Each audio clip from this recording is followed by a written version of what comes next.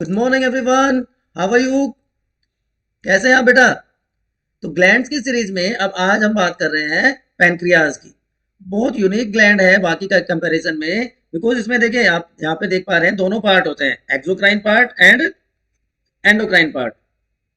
अगर लोकेशन की बात करें तो ये एब्डोमिनल कैविटी में प्रेजेंट होता है। जो दोनों आर्म्स हैं ड्यूडेनम की, उन आर्म्स के बीच में, स्मॉल इंटेस्टाइन के बीच में ये पैनक्रियाज प्रेजेंट होता है। ठीक है। And it has two parts, exocrine part जो बाहर का पार्ट है, आउटर पार्ट है, that is exocrine, and inner part is known as endocrine part. So there are two parts, ये वाला exocrine part and this is inner part और endocrine part. तो जो एक्सोक्राइन पार्ट है बच्चों, जैसा कि अभी हम यहाँ पर देख रहे हैं, दिस इज एक्सोक्राइन पार्ट, जो आउटर पार्ट है।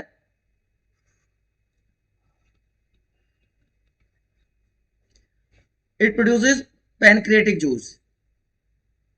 यहां से कोई हार्मोन रिलीज नहीं होगा, यहां से पैनक्रिएटिक जूस रिलीज होता है। एंड दिस एंडोक्राइन पार्ट, यहाँ पर तीन टाइप की सेल्स आप देख पा रहे हैं, अल्फा सेल्स हैं, बीटा सेल्स हैं एंड डेल्टा सेल्स। ठीक। सो जो एंडोक्राइन पार्ट है, it is endocrine in nature, sorry, ये एंजाइम हार्मोन सिक्रीट करता है, एंडोक्राइन पार्ट। सो एक्सोक्राइन पार्ट से क्या मिल रहा है हमें? एक्सोक्राइन पार्ट से पैनक्रिएटिक जूस और एंडोक्राइन पार्ट से हार्मोन्स मिल रहे हैं। स्ट्रक्चरली अगर आप यहाँ पे देख पा रहे हैं, एक छोटा सा स्ट्रक्चर है जिसका वेट जस्ट नियरली 60 ग्राम्स होता है and size is 18 to 20 centimetre. ठीक है। और these acini, these minute acini, they are known as structural unit, functional unit of pancreas. और इन एसिनी के बीच में ही आप यहाँ पे देख पा रहे हो, ये तीन टाइप की सेल्स हैं। स्पेशलाइज्ड एरिया है which is known as islet of Langerhans. Islet of Langerhans में तीन टाइप की सेल्स प्रेजेंट होती है। तो जो आइलेट ऑफ लैंगरहैंस है, इसे सिर्फ 1% बनाता है लगभग पैनक्रियाज का, राइट। चलिए, तो अब हम बात करते हैं तीनों टाइप की सेल्स की, कैसे क्या होता है और ये क्या करते हैं। सो पैनक्रियाज एंडोडर्मल है ओरिजिन में, सबसे पहली बात, ओरिजिन। ठीक है। And it is called heterocrine gland और मिक्स्ड ग्लैंड। क्यों? क्योंकि दोनों पार्ट है, एक्सोक्राइन पार्ट से पैनक्रिएटिक जूस निकलता है and endocrine part produces hormones.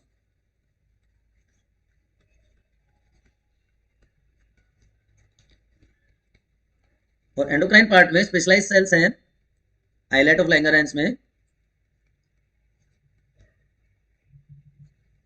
तीन टाइप की सेल्स हैं, alpha, beta and delta cell, and these cells produces different types of hormones. ठीक है। इसके अलावा भी एक पीपी सेल्स होती हैं, पैनक्रिएटिक पॉलीपेप्टाइड सेल्स, उसकी भी हम बात कर लेंगे। तो सबसे पहले हम बात करते हैं जो सबसे इंपॉर्टेंट स्ट्रक्चर है, alpha cells. Islet of Langerhans में अल्फा सेल्स प्रेजेंट होती हैं and these alpha cells secretes glucagon hormone. ये ग्लूकागोन हार्मोन क्या करता है बच्चों? ये ग्लूकागोन हार्मोन ग्लाइकोजन को ग्लूकोज में कन्वर्ट कर देता है। Glycogen is converted into glucose. ठीक है। तो बड़ा सिंपल सा काम है। जो अल्फा सेल्स हैं, लार्ज साइज सेल्स होती हैं, जो सेंट्रल पार्ट के अलावा जो पेरिफेरल पार्ट है, जो बाहर का पार्ट है, वहां पे प्रेजेंट होती हैं और ग्लूकागोन हार्मोन की सिक्रेशन करती हैं। ग्लूकागोन की अगर हम स्ट्रक्चरली बात करें तो 29 amino acids are found in it, और it is called as hyperglycaemic hormone. Hyperglycaemic, hyperglycaemic क्यों कहेंगे? क्यों कहेंगे? ब्लड में ग्लूकोज का लेवल, ब्लड में ग्लूकोज का लेवल लेवल इंक्रीज कर देगा। ठीक है। तो it is antagonistic, antagonistic to insulin. अभी हम इंसुलिन की भी बात करेंगे आगे।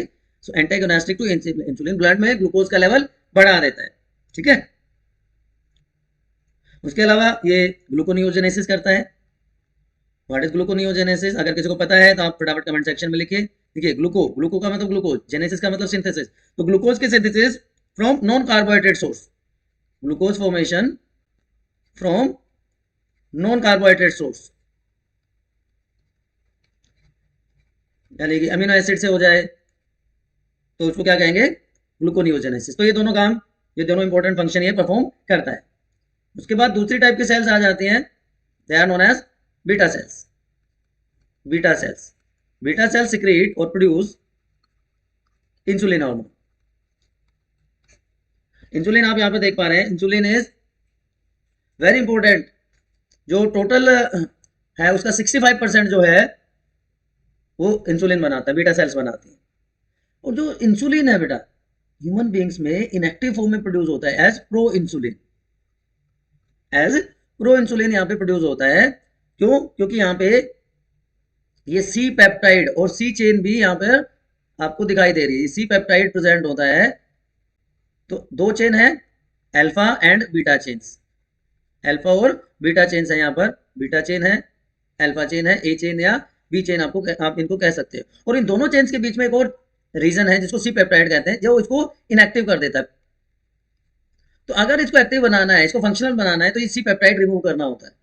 तो pro insulin is converted into insulin by removal of this C peptide. ये वाला पार्ट यहां से हट जाता है, then it becomes active.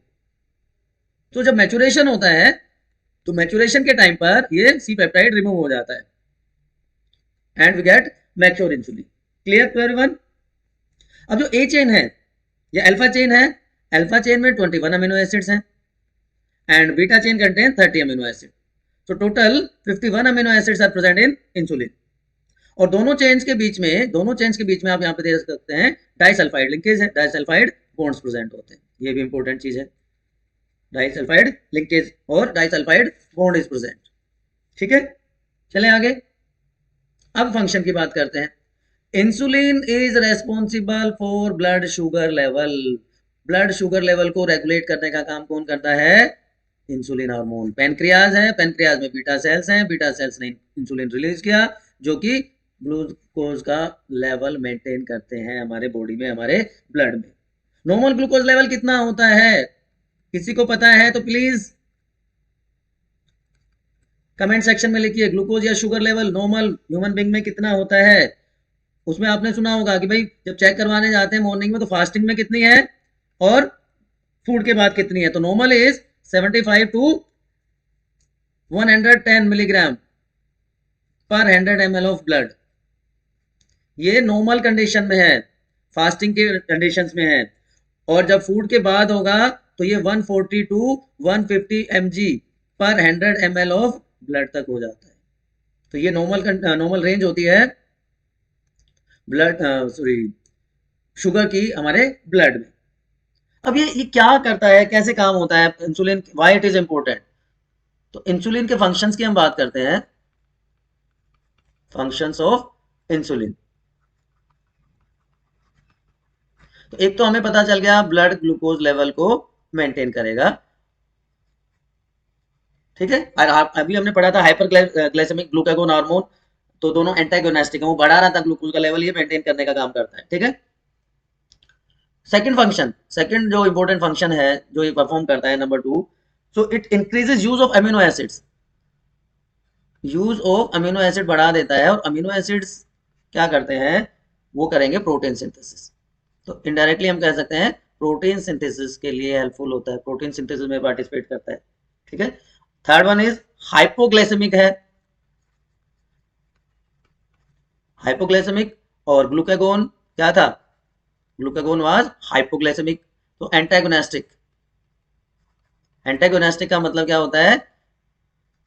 Equal but opposite. तो एंटागोनिस्टिक है। हाइपोग्लाइसेमिक कौन है? इंसुलिन। और हाइपोग्लाइसेमिक कौन है? सॉरी, हाइपोग्लाइसेमिक है इंसुलिन और हाइपोग्लाइसेमिक है हाइपर वह है ग्लूकागोन। ठीक है, यहां तक कोई समस्या? तीसरा मैंने बताया था आपको, ग्लाइकोजेनेसिस को प्रमोट करता है। जेनेसिस का मतलब फॉर्मेशन, ग्लाइकोजन के फॉर्मेशन को प्रमोट करेगा। And lipogenesis in adipose tissue. तो ये इंपॉर्टेंट फंक्शन है जो ये परफॉर्म करता है। क्लियर? क्लियर है सबको? चलिए, कुछ और एक्स्ट्रा एडिशनल इन्फॉर्मेशन मैं आपको दे रहा हूँ। डेफिशिएंसी से क्या होता है, आपने सबने सुन रखा है कि डेफिशिएंसी से ये होता है, क्या होता है, sorry, deficiency of what you say insulin causes diabetes. लेकिन डायबिटीज कौन सी diabetes, diabetes mellitus, diabetes mellitus is caused, ठीक है। उसमें क्या हो जाएगा, हाइपरग्लाइसेमिया, ब्लड ग्लूकोज लेवल बढ़ जाता है, केटोसिस, बॉडी में कीटोन बॉडीज का नंबर बढ़ जाता है, कीटोन यूरिया, ये सारी कंडीशंस हो जाती है। और मेजर कॉम्प्लिकेशंस की बात करें डायबिटीज की वजह से, लॉस ऑफ विजन, आईसाइट चली जाती है, कैटरेक्ट हो जाता है, ये भी आई रिलेटेड प्रॉब्लम है। तो ये जो व्हाट यू से डायबिटीज मेलिटस है, ये बच्चों दो टाइप का होता है, type 1 diabetes mellitus and type 2, type 1 and type 2 diabetes mellitus. क्या फर्क है दोनों में, अभी हम देखते हैं। इसको कहते हैं insulin dependent, it is called insulin dependent, ठीक है। और ये non insulin dependent, insulin and non insulin. तो जो अर्ली स्टेज में होता है, अर्लियर स्टेज में होता है, अर्लियर एज में होगा, जो 20 साल तक हो जाता है, ठीक है, वो ऑटोइम्यून डिसऑर्डर है। तो डायबिटीज इज ऑल्सो ऑटोइम्यून, अगर वो 20 साल या उससे पहले तक हो जाता है। तो इसमें सारी की सारी जो बीटा सेल्स हैं वो डिस्ट्रॉय हो जाती है, ठीक है। नॉन इंसुलिन डिपेंडेंट जो कॉमनली फाउंड होता है, एल्डरली पीपल में होता है, कॉमन टाइप है, ठीक है। नंबर कम हो जाता है, वहां पे ऑलमोस्ट 90% डिस्ट्रॉय हो जाती है, ठीक है। तो ये मेन डिफरेंस होता है दोनों टाइप के डायबिटीज में, insulin dependent and insulin independent. अब जो तीसरी टाइप की सेल्स इसमें बसती हैं, they are known as, alpha cells की बात कर ली हमने, बीटा सेल्स की बात कर ली हमने, तीसरी टाइप की सेल्स हैं delta cells, delta cells. They secrete glucagon hormone, sorry somatostatin, they produces somatostatin, ठीक है। सोमेटोस्टैटिन क्या करता है, somatostatin is vasoconstrictor, it is a vasoconstrictor, construction of narrowing of blood vessels, ठीक है। मिडिल पार्ट है आइलेट ऑफ लैंगरहैन का, जो सोमेटोस्टैटिन रिलीज करता है। It also it is a polypeptide, somatostatin is polypeptide which inhibit secretion of both these hormones, जो कि alpha और बीटा सेल से रिलीज हुए थे, ग्लूकागोन एंड इंसुलिन, उन दोनों के सिक्रेशन को इनहिबिट करने का काम करता है। उसके अलावा मैंने आपको बताया था एक और टाइप की सेल्स होती हैं जिनको कहते हैं PP cells, pancreatic polypeptide, pancreatic polypeptide cells are also found. ये क्या करती है, इनका फंक्शन अभी अननोन है, but it is believed that they inhibit secretion of pancreas, pancreatic secretion को इनहिबिट करने का ये काम करती है, रोकने का काम करती है, ठीक।